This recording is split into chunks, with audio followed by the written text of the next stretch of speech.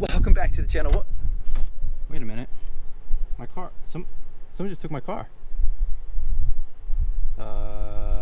So Chelsea just took my car. It's fine, guys. It's fine. Don't worry about it. Welcome back to the vlog. Welcome back to Tesla Talk Tuesday. And well, I'm actually very, very nervous right now. You see, I've only ever driven my car, and when other people have driven my car, I've always been in the car with said person. I've never actually handed the keys over and let someone take my car. I'm very on edge right now, but we're gonna deal with this. We are gonna, because normally I'd be able to sit right here and just look right out to my car, charging, plugged in, and all would be good.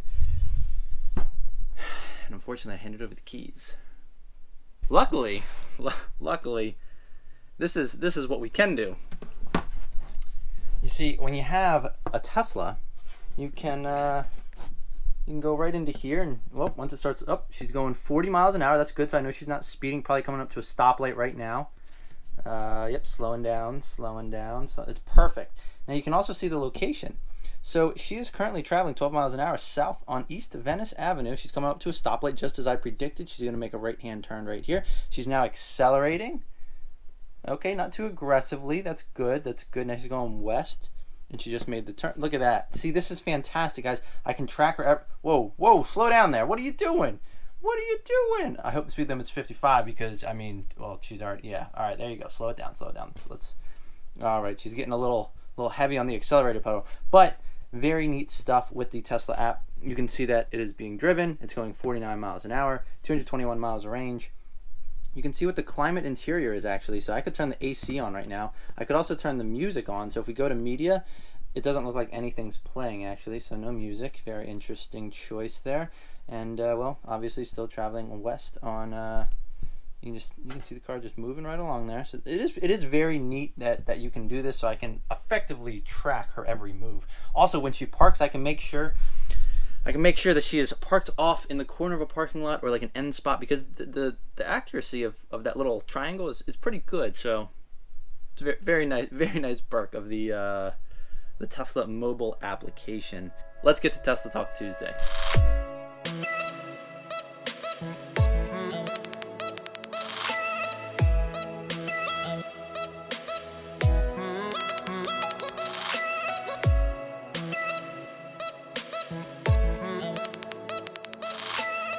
So, first and foremost, Tesla stock. I mean, if you're not following this, it's had so the 52-week high and low.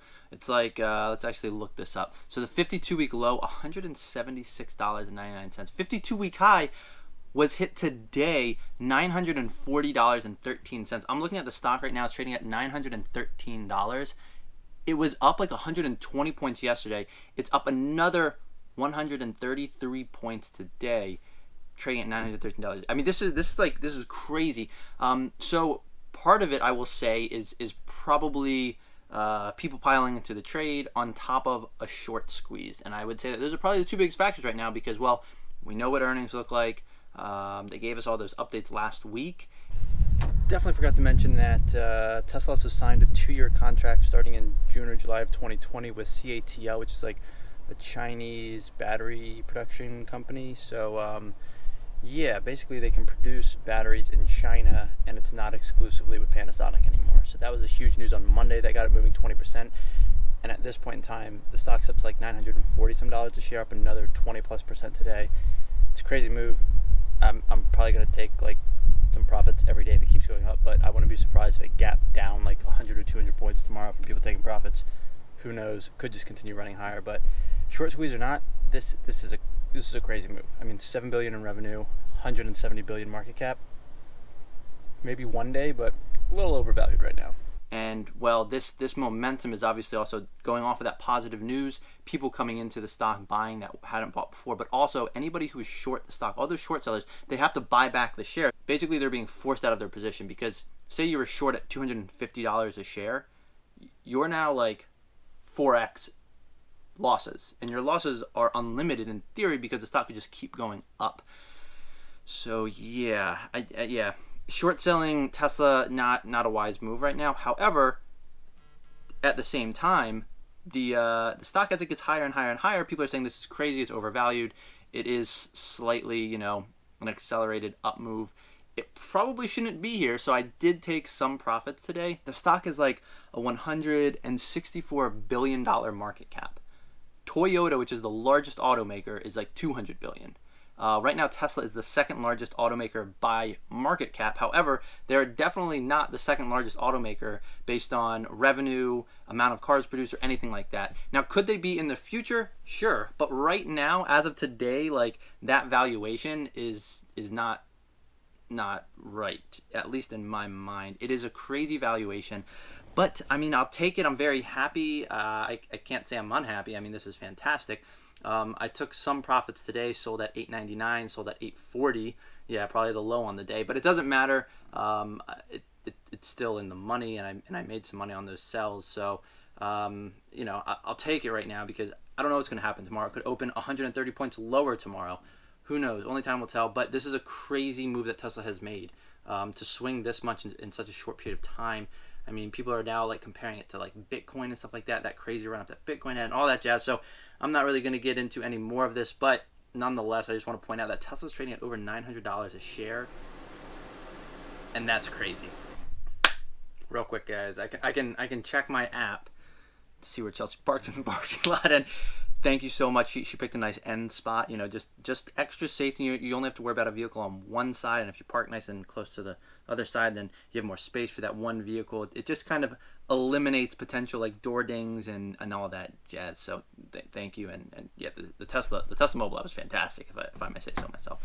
Now, interestingly, I guess Tesla has put out, I've seen it on like LinkedIn, and I guess they have like a landing page, but they are looking for Autopilot / AI engineers. So they're actively recruiting for this. I think they're doing somewhat of a rewrite for some of the, I guess, code that goes into it, how to build out the AI and sort of self-learning technology as well that Autopilot uses in order to learn based on how people drive and probably simulations and a combination of the two and all of that jazz. So if you're in the market for a job in AI, I wish I was, but I unfortunately am not.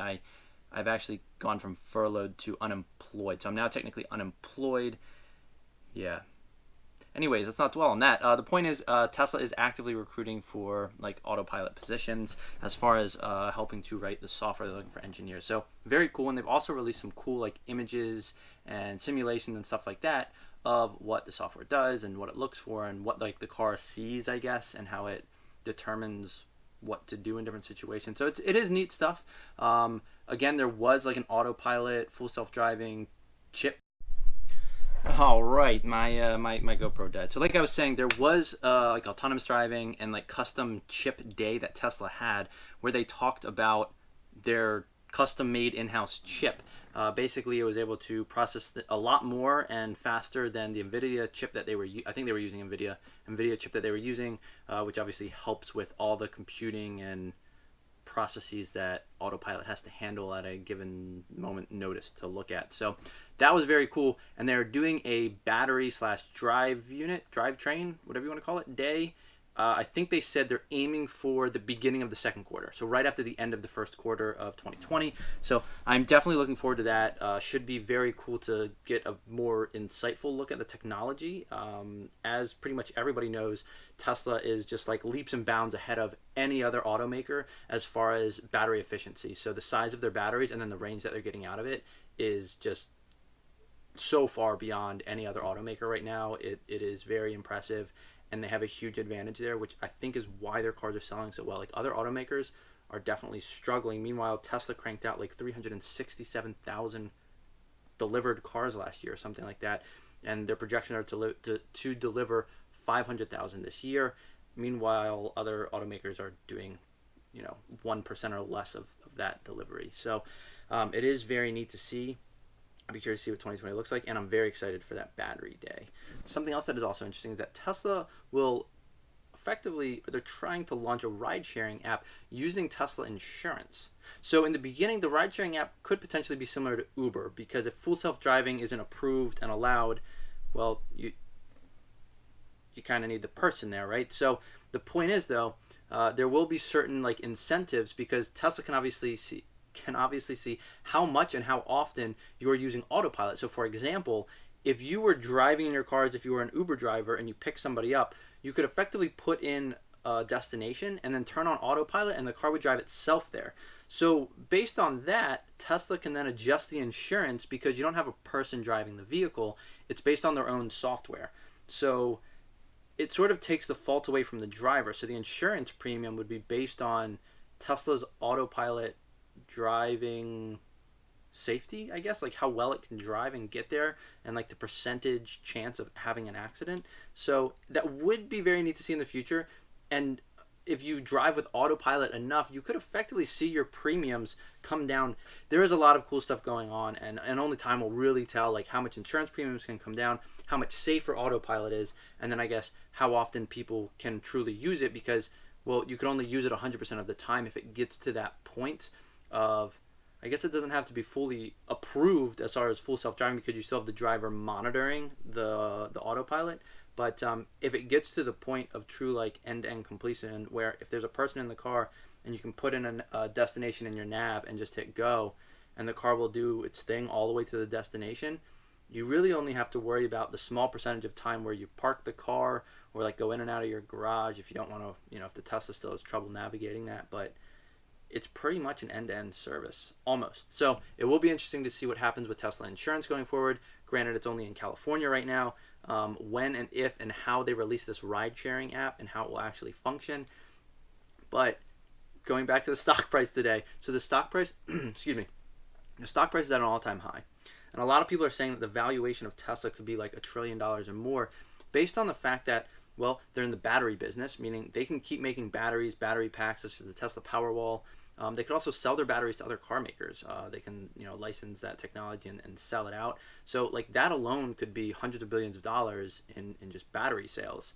Then on top of that, you have, well, the supercharging network, which they're starting to charge for, obviously.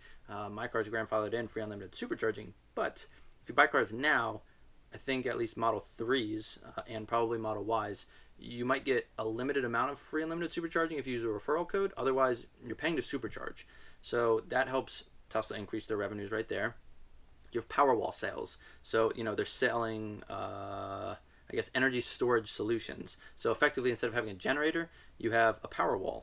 And then you also can buy solar panels from them. So the solar panels then power the Powerwall, and then you can also charge your Tesla off of that. So it's like a full up and down stream, get the energy, store the energy, use the energy in your car, rinse, repeat. And then on top of that, they can do software updates, sell more products, high margin, super high margin. They've sold these cars. Now they come out with software updates. They put a price tag on it. They've just made more money on that car that they already sold, which we've already seen with the acceleration boost that non-performance dual motor Model 3s have. So there's a $2,000 option to upgrade your acceleration. And, well, people that paid it, Tesla got a free $2,000. Well, not free, but they basically were able to generate revenue out of a software update. So it is very neat that they sort of have all these different revenue streams. But then there's now this ride-hailing app that could potentially launch. And that's also another revenue stream. So look at the market cap of like Lyft and Uber, and it could potentially start sharing some of those market caps. They're kind of dipping their toes in a lot of different areas that could slowly raise more and more money and grow and just get larger. And you can't just compare them to a car company because, well, as you can see, they're competing with all of these other different companies in these different markets. And there's definitely a lot of different ways that they could start driving and getting incremental revenue from. Another place is advertising. Some of the biggest companies out there, such as like Amazon, Google, Facebook, their key business model is ad revenue. Even YouTube, well, that's part of Google, but ad revenue. So Teslas, for example, if they're doing ride-sharing apps, they could make their center touchscreen effectively run ads, therefore driving ad revenue. You have people sitting in a car and you can just play ads while they're, it's kind of like in taxis. If you get into a back of a taxi in New York City, there's those screens in there that run ads. And, well, Tesla could start selling ad space in their cars on the screens, because when the cars start driving themselves, or even if there's people driving them on autopilot, just watching over the car, there could still be ads playing there. So there's tons of revenue streams out there, and Tesla kind of has a way to dip their toes in a lot of different potential places where they could drive revenue. So I love my car. It's fantastic. And I will say it again, if you haven't been in a Tesla, try to test drive one. Oh, And if you're enjoying the content, please consider liking and subscribing. All right, so now going back to what I was just talking about, one of the things I touched on was how Tesla can now charge for like their supercharging stations. Electrify America, I guess, was able to roll out 400 EV charging stations, about twice as fast as Tesla could. Now, this kind of makes sense. It's a much larger company behind it. They're also partially being forced to, because of that whole Dieselgate scandal. They were forced to invest in renewable energy. Part of that is, electrifying cars, whether it's like hybrid or fully electric. That dang fan. So with Electrify America, they were basically forced to invest in like renewable energy, electric charging infrastructure in the U.S. as part of their settlement for the whole Dieselgate scandal thing. So what's interesting is they were able to roll out these fast chargers much quicker than the Tesla network. However, I'm pretty sure that the Tesla network is still much further ahead, and it's a much smaller company with, less cash to invest in that sort of thing. So I think Tesla still has a huge advantage here. What's interesting is that these Electrify America chargers can also be used by Teslas, at least to some degree is my understanding. There might be certain chargers that aren't compatible, but for the most part, there's adapters that take care of that, which means that it's only benefiting Tesla, like people in addition to the other cars such as the Porsche Taycan, the Audi e-tron. But what's interesting is that those cars can't take advantage of the Tesla supercharging network. And for me, part of my reason with buying the Tesla was, well, A, I got grandfathered into the Tesla supercharging network. B, I can use other charging systems as well, but having that supercharging network is huge. That was part of why I was fine with making a 1,000-mile road trip all the way down to Florida from Maryland. So, almost forgot. One of the most, large events in sports for the U.S. happened this year. Obviously, the Super Bowl on Sunday, and 4 large auto manufacturers, Ford, Audi, Porsche, and GM, all spent on electric car commercials. And one of the things about Tesla is that they have 0 ad spend. So obviously, Tesla didn't spend any advertising dollars. However, electric cars were promoted during the Super Bowl. Apparently, it's 30-second ad, roughly like $5 million during the Super Bowl. So these car companies that are doing nowhere near as many sales as Teslas for their electric cars, spending millions of dollars on ads. 1,000 horsepower Hummer supposed to be released this year. Very, very excited for that. LeBron James is like the spokesperson or face of it, so very excited for that nonetheless. But point being, also the Taycan commercial, very cool, the little like chase thing. Yeah. Point being, CNBC ran an article saying that I guess the one thing that the Kansas City Chiefs and the 49ers players had in common is that they both choose Tesla. They both like Teslas. They have Tesla Cybertrucks on pre-order, and Tesla just overall seems to be the winner. So even with these companies spending millions of dollars on ads during the Super Bowl, Tesla still came out on top with 0 ad spend. So very impressive to say the least. And Tesla's crushing it. So anyways, that's going to be it for today's Tesla Talk Tuesday. If you're enjoying the content, please consider liking and subscribing. And until next time, I'm going to go for a run, and it's super sunny out here. So thanks for watching.